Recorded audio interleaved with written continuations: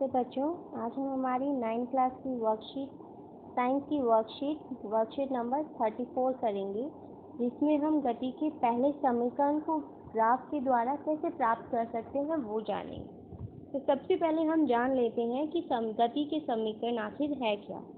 जब कोई वस्तु सीधी रेखा में एक समान त्वरण से चलती है, एक समान त्वरण यानी समान समय अंतराल में उसके वेग में परिवर्तन समान है, तो एक निश्चित समय अंतराल में उसका वेग, गति के दौरान जो उसका त्वरण है वो, तथा तय की गई दूरी के बीच के संबंधों को हम कहते हैं गति के समीकरण। यानी वेग, त्वरण और तय की गई दूरी के मध्य संबंध को हम कह देते हैं गति के समीकरण। गति के 3 समीकरण हैं। उन्हें पढ़ने से पहले हम कुछ राशियों के बारे में जान लेते हैं। पहली है हमारी स्मॉल u, जिसे हम कहते हैं वस्तु का प्रारंभिक वेग यानी उसका शुरुआती वेग। v है हमारी वस्तु का अंतिम वेग। a है हमारा एक समान त्वरण, s तय की गई दूरी तथा t है हमारा समय।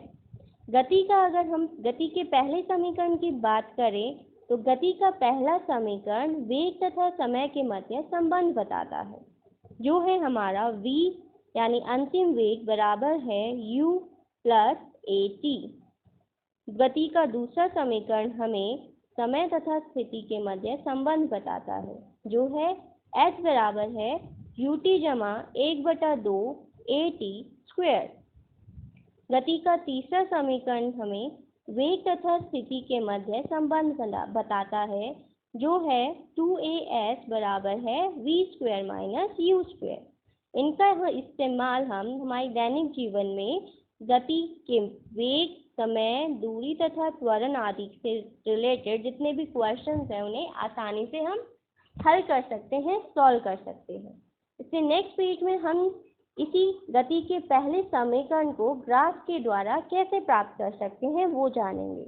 तो है हमारा ग्राफीय विधि द्वारा वेग एवं समय में के बीच संबंध स्थापित कर गति का पहला समीकरण प्राप्त करना यानी व्युत्पन्न करना है।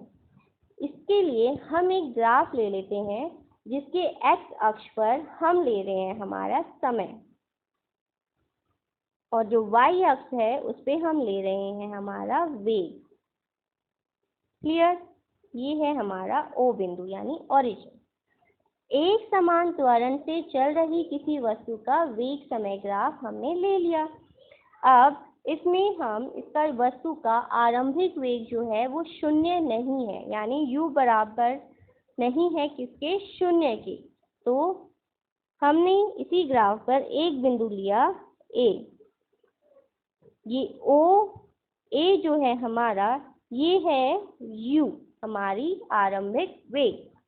वस्तु का वेग t समय में v हो जाता है, यानी u से बढ़कर बन गया वो v। वेग में परिवर्तन हो रहा है समान, तो उसकी जो ग्राफ बनेगा वो सीधी रेखा बनेगी, तो वेग उसका बन जाता है यहाँ पहुँचते पहुँचते ये बिंदु है हमारा B, वो है आपका v। क्लियर? अंतिम वेग है v। इसका जो a यानी कि त्वरण बनता है a। अब बिंदु B से x अक्ष पर यानी समय अक्ष पर हम एक BC लंब डालेंगे। लंब का मतलब है 90 डिग्री का कोण, तो यहाँ पे हमने एक लंब डाल दिया, ये हो गया हमारा BC। तथा इसी B बिंदु से y अक्ष यानी वेग अक्ष पर हम एक लंब डालेंगे, जो है हमारा BE। ये बिंदु है हमारा BE। OC यानी हमारा ये जो O है OC, ये इसकी समांतर हमने एक रेखा खींची जो है AD। OC के समांतर है AD। OA ये वाला पोर्शन हमारा है प्रारंभिक वेग। अंतिम वेग है हमारी BC। B और C ये है हमारा अंतिम वेग यानी V। तथा समय अंतराल, समय कितना चेंज हो रहा है हमारा, O से पहुंचा है T तक, कितने समय में? t में। तो समय अंतराल है हमारा OC। अब सबसे पहले हम वेग में परिवर्तन ज्ञात कर लेते हैं। वेग में परिवर्तन यानी इस पूरे BC में से अगर हम CD को घटा दें, पूरी लाइन में से अगर हम नीचे वाला भाग हटा दें तो हमारे पास ये वाला हिस्सा आ जाएगा। यही है हमारे वेग में परिवर्तन। तो वेग में परिवर्तन है हमारा BD। BD बराबर है अंतिम वेग, यानी ये क्या है? BC पूरा अंतिम वेग। आरंभिक वेग है हमारी CD, क्योंकि OA जो है समांतर है CD के, तो ये इसकी जगह हम रख सकते हैं। तो प्रारंभिक वेग बन गया हमारा CD। अब BD बराबर है BC माइनस OA। अब इनकी वैल्यूज रख दें। BD हमें नहीं पता तो हम BD को BD ही छोड़ देते हैं। BC हमारी ये पूरी लाइन है V, तो BC की जगह हमने लिख दिया V। वहीं अगर हम OA की बात करें, OA हमारा है प्रारंभिक वेग जो है U, तो OA की जगह हमने लिख दिया U। तो BD किसके बराबर आई? V माइनस U के बराबर। तो ये V माइनस U है हमारी वेग में परिवर्तन। जब हम त्वरण की बात करते हैं तो त्वरण होता है वेग में परिवर्तन की दर। तो हमने लिख दिया है फॉर्मूले में, ऊपर लिखा वेग में परिवर्तन, बटे में लिया गया समय। वेग में परिवर्तन हमारा है BD और समय कितना है? OC या फिर AD, हम कुछ भी लिख सकते हैं जो हमने यहाँ पर लिख दिया। त्वरण की जगह लिखा स्मॉल a।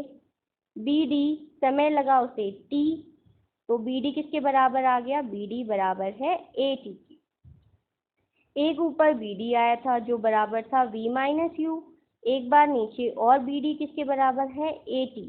तो हम इन दोनों को आप सामने सामने लिख सकते हैं। V माइनस U बराबर है AT, और इस माइनस U को दूसरी तरफ अगर हम लेके जाएंगे तो उसका जो चिन्ह है वो बदल जाएगा और बन जाएगा V बराबर है U जमा AT। यही है हमारे गति का पहला समीकरण। पेपर में ये बहुत आता है तो इसे अच्छे से याद कर लेना, ये बहुत इम्पॉर्टेंट है। साथ ही आपकी इसी वर्कशीट में एक उदाहरण दिया गया है, एक न्यूमेरिकल दिया गया है, उसे हम हमारे नेक्स्ट पेज पर देख लेते हैं।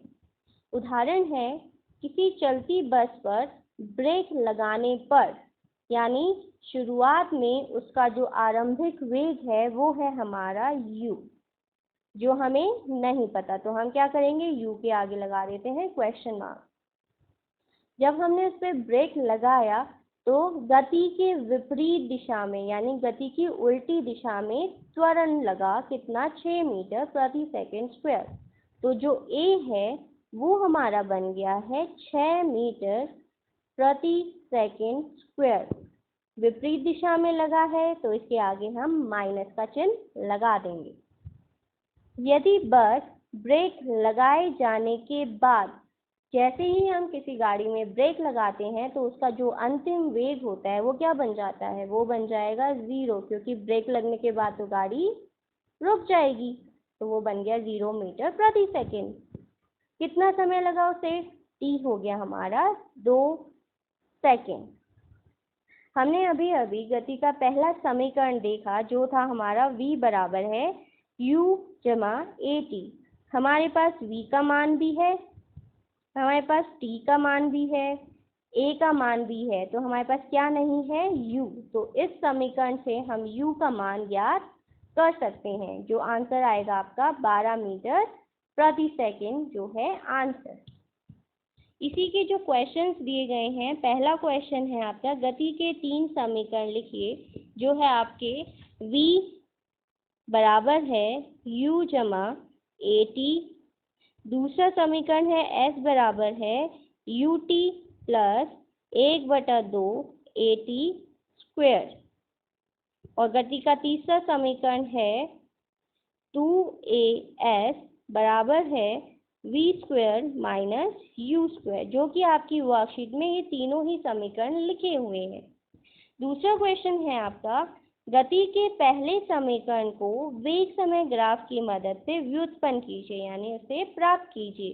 जो हमने अभी अभी जाना, तो ये सारा ही ग्राफ से इस समीकरण को ज्ञात करने की सारा प्रोसेस आपको आपकी कॉपी में लिखना है। प्रश्न नंबर 3 है हमारा, गति के समीकरणों में v u h t एक क्या निरूपित करते हैं, क्या बतलाते हैं? तो जो v है वो है हमारा अंतिम वेग, u है हमारा प्रारंभिक वेग, s है हमारा तय की गई दूरी, t है समय तथा a है त्वरण। आई होप आपको ये चीज़ें क्लियर हो गई होंगी।